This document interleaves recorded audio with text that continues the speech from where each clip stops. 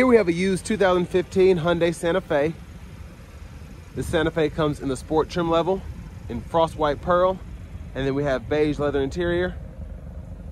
The powertrain consists of a 2-liter turbocharged 4-cylinder engine. That's mated to a 6-speed automatic transmission. And then this particular Santa Fe has a little over 86,000 miles, so let's see how it's held up. As we come around to the front end here, we have our halogen headlamps, fog lights, and then we do have LED light strip there. Good looking front end though. I like the design here. Of course, it's not as nice as the newer ones, but not bad.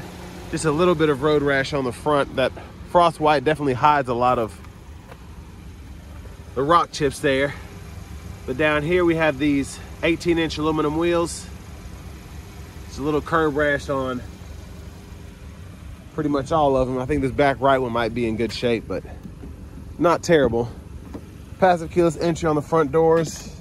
Power mirror controls are here. Pick a side. You can offset it in the middle, and then you can toggle which direction you want either mirror to go there. Rear window lock here. Power door lock controls. One-touch automatic up and down windows for the front. Regular power windows for the back. Bottle holder there. Storage. That's how you open the gas cap. Over here we can toggle the blind spot monitors, active eco mode, brightness of the gauge cluster, downhill brake control, traction control. We do have a foot pedal parking brake, and there's a release for the hood. And then here we have the power driver's seat with lumbar support. I think that's actually 4-way, if I'm not mistaken. So that's pretty impressive. But I have that seat up front adjusted for someone of my size, being 6'3" in my driving position. So we're gonna go ahead and check out this rear seat space. But first and foremost, one of the coolest things about this is, especially in the lower sport trim, we have these rear window blinds. These are a must, I think, if you have kids back here, especially younger kids, they're trying to take a nap. But decent leg room back here, seat back pockets on both sides. And you can option this with a 3rd row, I believe, even in these 15s. But this one doesn't have that. But still, not bad leg room again. And you can also recline the seat if you want to, and then move it forward and back. But this is as far back as it goes. But that kind of shows you the difference. That's with it reclined all the way up, and that's with it back. So a huge difference. And we have bottle holders here.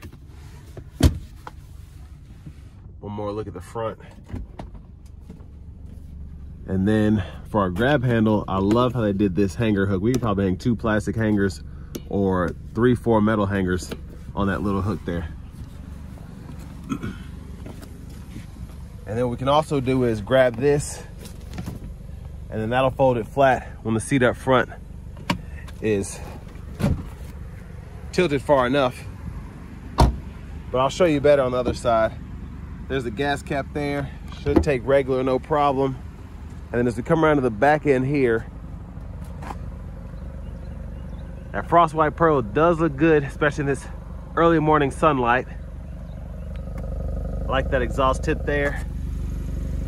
There's a spare underneath. We do have a power lift gate. And then from the back, we can also fold the seats down. So that's the right side there. Left side is over here. So it's nice that you have that flexibility, whether you're just getting in or if you're coming from the 2nd row, you want to fold it that way, you can do either. And good storage in here, jack and all that's right there. And then we do have a 12-volt. So everything just seems really practical from this perspective.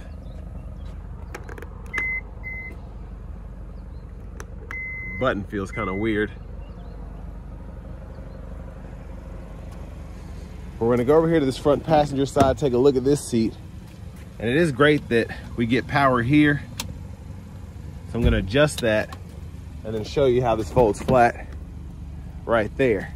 Now with the seat being a bit more bulky, it doesn't fold completely flat, but the seat itself, I mean, you can see pretty much does the job. And then if we want to get it back up, you got to pull here.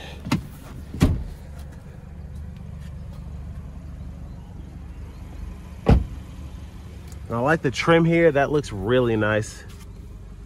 And then lockable glove compartment here. We still have the owner's manual in this one. And then right there in the middle, we have the aux input, USB A port, 212 volts. And I like that you can either pull a cord from that side if you want it out the way for the front passenger. Well, let's go ahead and come back to the front, have a look underneath this hood here. And there's a 2-liter turbo 4, mostly covered up. But I like how much space is in the engine bay as well. It doesn't look like everything is packed in there.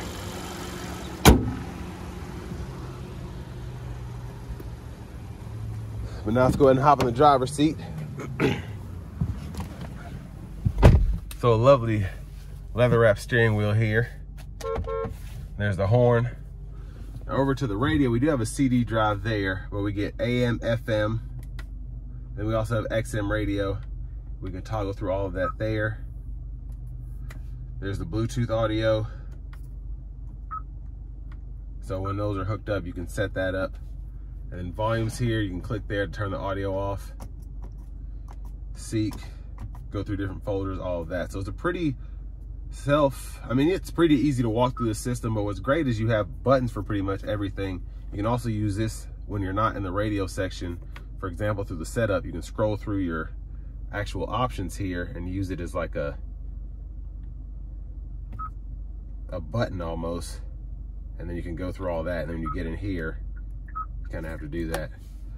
But again, it's a simple system, but there's a lot in here, if that makes sense. Little storage up here. And we're gonna turn the display on and off there. Now down here we have dual zone automatic climate controls, fan speed, auto, temperature for either side, defrosters, and then you can decide where the airflow is coming from by using this mode button here, and then you can turn the dual mode on or off there. And then we do have a backup camera. And then for the shifter, just hit this lever, reverse, neutral, drive, come over here, manually shift. And then we do have 3-stage heated seats for the driver, front passenger as well.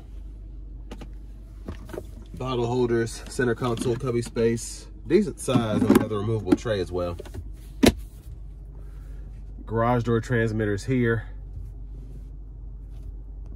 Not how good that lighting is, but. And then here we have our sunglasses holder. And you can also hit this button to open or close that power tailgate from up front. There's a view of the back seat from up here. And then we have the vanity mirror there. And we can turn that light on or off. Yeah, that's pretty neat. So when you actually open the mirror, it's supposed to come on, but I guess you gotta hit it manually. Okay, yeah, so you hit this manually, and then when you close it, it'll hit that off for you. So that's pretty cool. I just hate you have to turn the light on manually, but it's fine. Now back to the steering wheel. Blinkers here. Now the fog light toggle is there, and then we can turn our auto mode, auto lights on, low beams, or we can turn all the lights off there.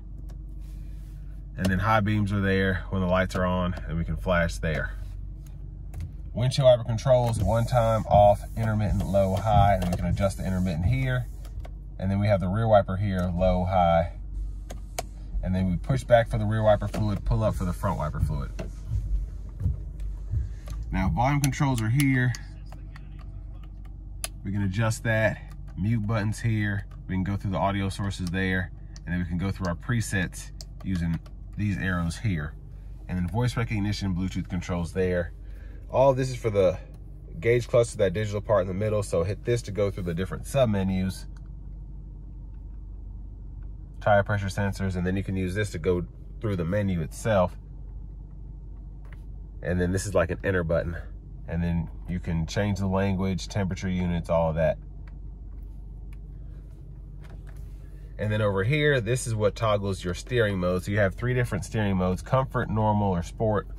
And then all of this is your cruise. So cruise on or off there, cancel, set, and all of that there. Push button start. Finally, here's the key fob. And now let's go ahead and take this 2015 Santa Fe Turbo out on the road for a test drive. So starting the test drive in this Santa Fe Sport with the Turbo 4, love the engine. The turbo really does its thing. Just first impressions here. We'll see how it does getting on the interstate, but just pulling out of that parking lot there, it didn't struggle getting up to speed.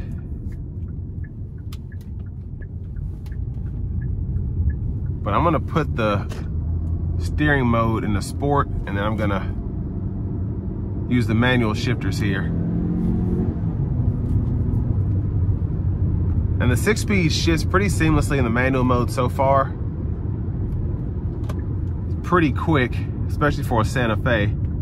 Downshifts, upshifts, all of that. But we're gonna give it hard throttle here. Oh yeah, that's nice. Very quick, very quick. Super impressed by that. And what's great is it didn't seem, I had a little bit of tire spin up front, but for the most part it was pretty, I guess the word would be tame as I got up to speed there.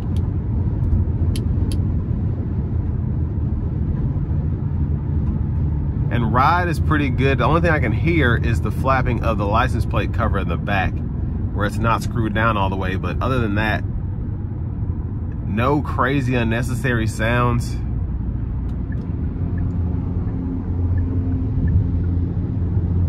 And then I also forgot to mention earlier the blind spot monitors, and I just now noticed them as they're doing their thing, helping me out here. Just let me know what vehicles are in the blind spot without having to turn my head all the way around.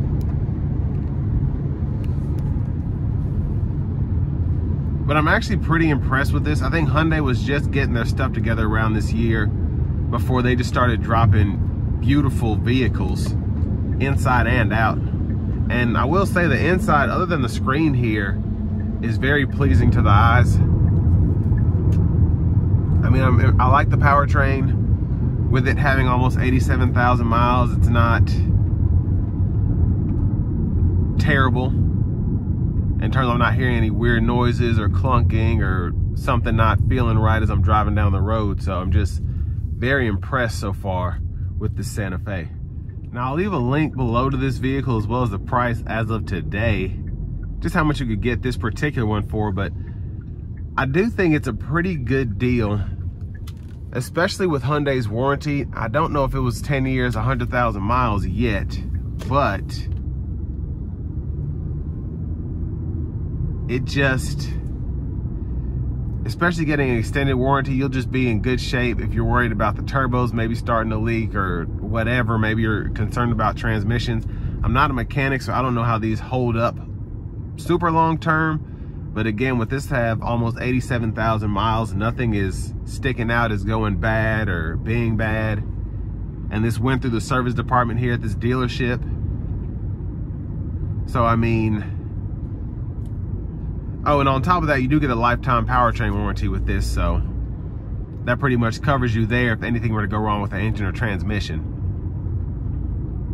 But another good thing I think about these is all of the stuff that's on here is not super hard to work on. So if this radio were to go out, or I feel like if these AC controls were to start going bad or the screen were to go out, it's not going to cost you the same amount of money as replacing a radio on a Cadillac. And again, I mean, there's nothing out of the ordinary that's kind of sticking out to me as, okay, this is a problem. So I'd be comfortable driving this cross country, even buying one for myself if this is my speed. Because again, nothing's really sticking out as wrong with it. And the miles they're average, but they're high for what we expect out of a vehicle before having to make major repairs.